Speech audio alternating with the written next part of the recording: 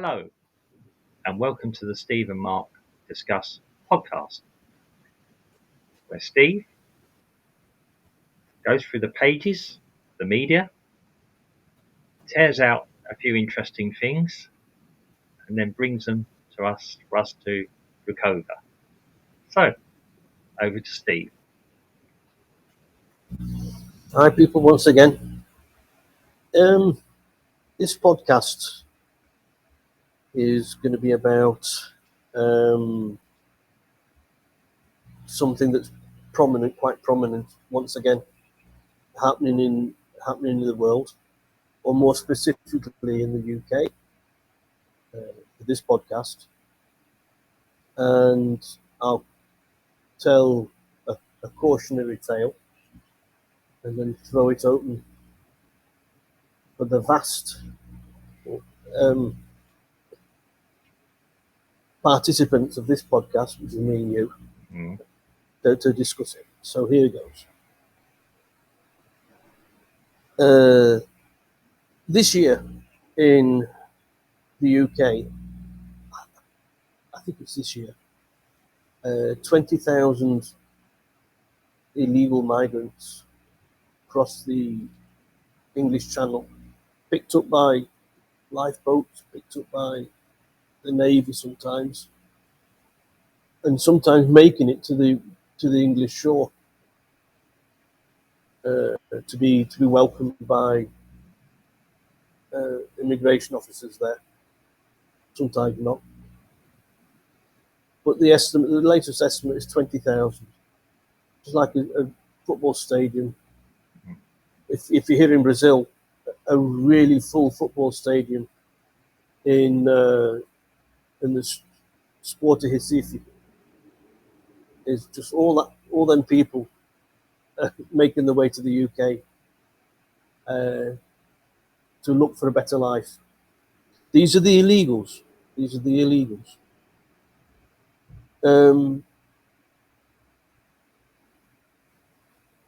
I think that people need it. The UK is very different from the US in so much as it's more the government looking after the immigrants when they arrive, rather than the US leaving that part to charities and things like that.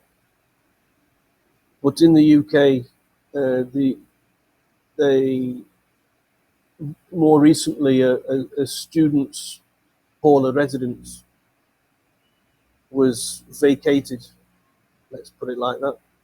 You know, there were student flats that the owners of the flats told the students to get out. 1,000 students to get out, so that 1,000 illegal immigrants can be put in there. I imagine so that the landlords can charge 3 times as much rent for the government as what they could do with the students. You know, it's all about money. The government putting on a floating hotel, if you like, of 500 places, which was occupied for 3 days and then vacated because somebody found some Legionnaire disease in the water in the water containers. And incidentally, the problem with the water containers has been resolved. However, the floating hotel is still vacant, you know, and it's almost like the government is doing it deliberately. But anyway, I digress. That's something else. It's the people that are arriving in the UK illegally and what they expect to get out of it.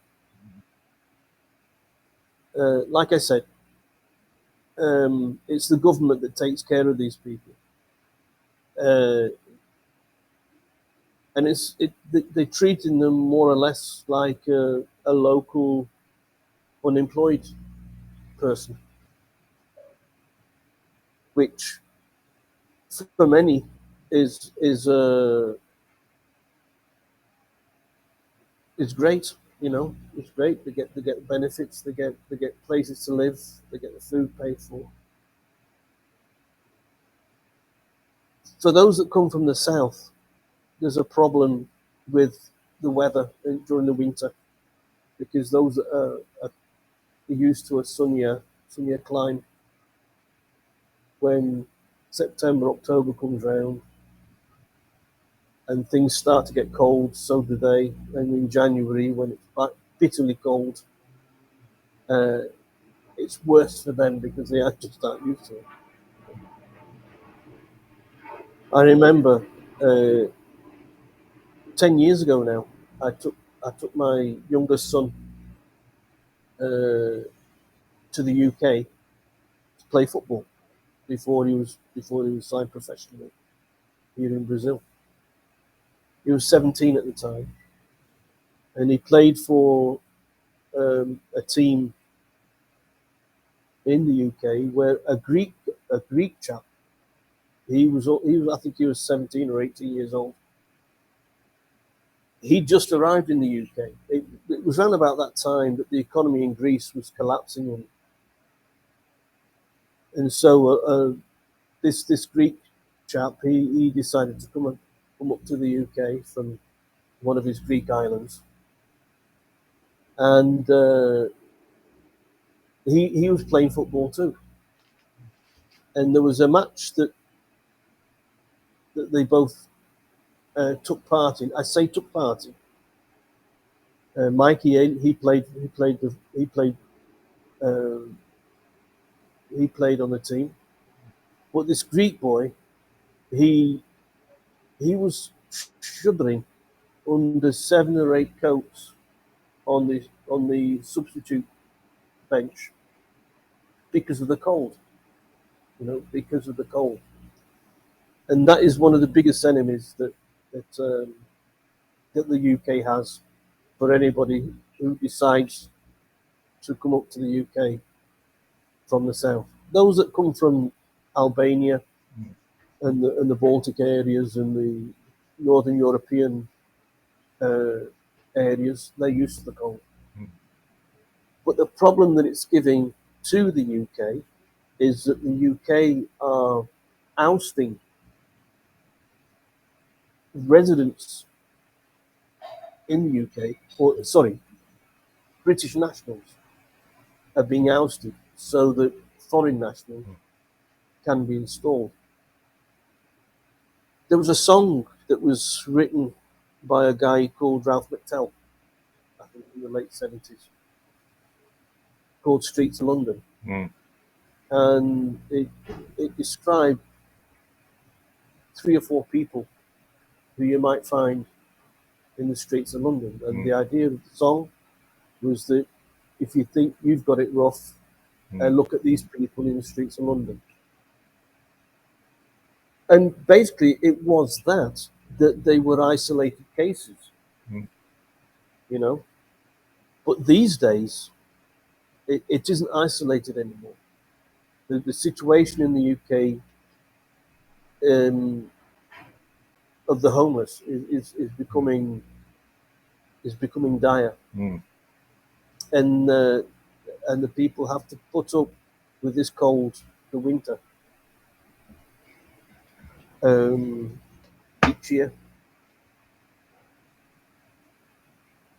and that's about it. Basically, I think that the biggest problem that people are going to have coming from the southern countries is going to be not only the cold, but also the economy, which is going through a really rough time. And so I'll leave your thoughts now to take over. Okay, well, funny enough, I had to, I sang the streets of London at school when I was 14, I think I must have been, before my voice decided to go down to baritone level and all over the place. Yeah, I sung that there. Yeah, it's a lovely song, very, very sad. I believe it was actually going to be written about Paris originally. For some reason, it got written about London. Yeah, yes, it's interesting that it's over these students. I heard about that. It's where residents are now of small towns and villages are complaining that suddenly they're going to have outsiders foist upon them. I don't think the British universally unwelcoming for people to people. Um, it's just if you suddenly decide you're going to put people there. Now, okay, there's some videos of some issues been going around, like girls being accosted in the street, suggestions made to them, etc. Again, yeah, okay, these are TikTok or whatever videos. Yeah, there could be an agenda behind that even. Um, we have to be careful what we have to look at in and out of context. Um, yeah, and it has divided the UK a bit with people obviously who want to welcome these people who do it for humanitarian reasons as they see it. So we've got to be very careful with this. And some of us are looking at it and going, there's something not quite right here. I mean, okay, we all know where they're coming from. They're coming from France, which last time I looked, France is allegedly a safe country. we can discuss that, but and we are paying France to deal with the issue, and they're not. France is okay. It's just that it's full of French people. Oh, that was a joke, by the way. YouTube, that was a joke. That's an English and French joke. A French person would quite easily say that about the English. So yeah, let's be the frogs and the roast beef. Yeah, it is. I mean, yes.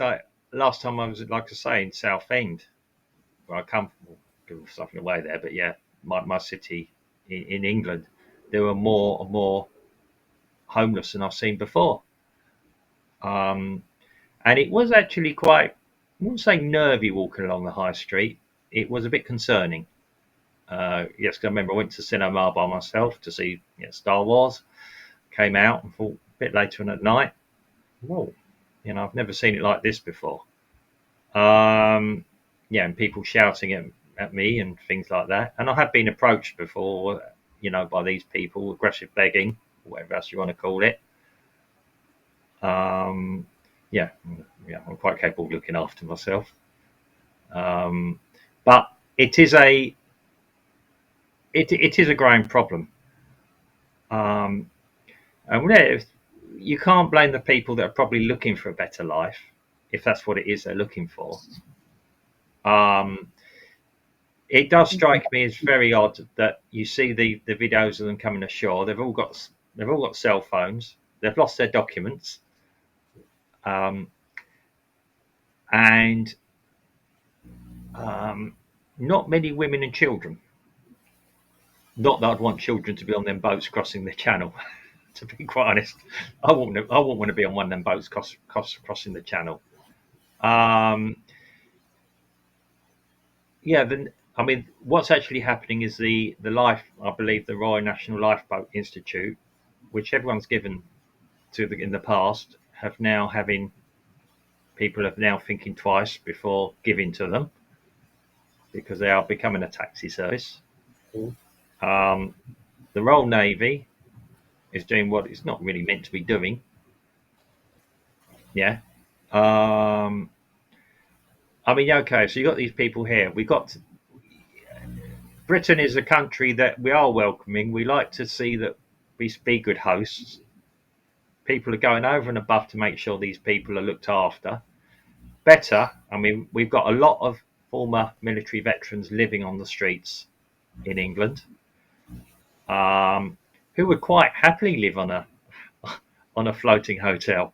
They've lived in it before, possibly. Yeah. They had one in the Falklands, and I've read that people were quite happy, quite grateful to have it in the Falklands. If you know how bad the Falklands are, they were warm, they were dry. There you Um, I don't know about this Legionnaire's disease. It just seemed to suddenly appear. I would have thought a new installation would be very strange. It was there. That's the bit I don't understand with it. I understood that this couldn't just appear overnight, but I don't know. I'm not a medical person. I'll leave that to other people to correct me on. Um,